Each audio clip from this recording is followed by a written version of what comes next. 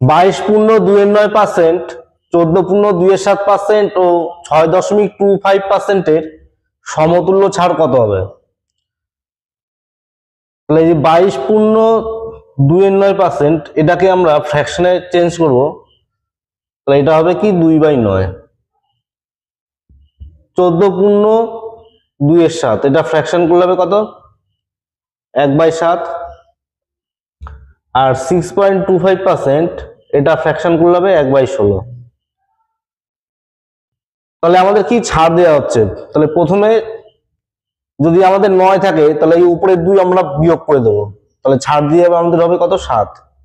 তাহলে আমাদের প্রথমে এখানে ছিল 7, তাহলে উপরে 1 বাদ দিয়ে এখানে করবো কত? 6। আর এখানে ছিল 16, তাহলে 1 ছাড় দিয়ে আমরা লিখবো কত? 15। অনুপাতের এই পাশ ও পাশ কেটে ছোট করে দিতে পারি আমরা। তাহলে এই সাথে সাথে এই 7 কেটে দিলাম।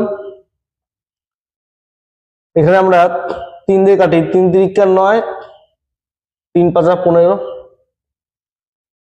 3 দিয়ে 6 কে কাটলে কত হচ্ছে? 2। তাহলে এখানে আমাদের শুধু পড়ে থাকলো কত? 16। আর এখানে পড়ে থাকলো আমাদের 10। ঠিক আছে, আরো কেটে ছোট করা যেত, এখানে কেটে দিই। তাহলে আমাদের আসলো কত? 8:5।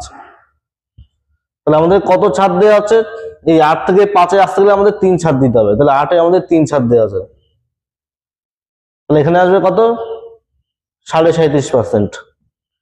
তাহলে এখানে অপশন ডি হচ্ছে সঠিক উত্তর।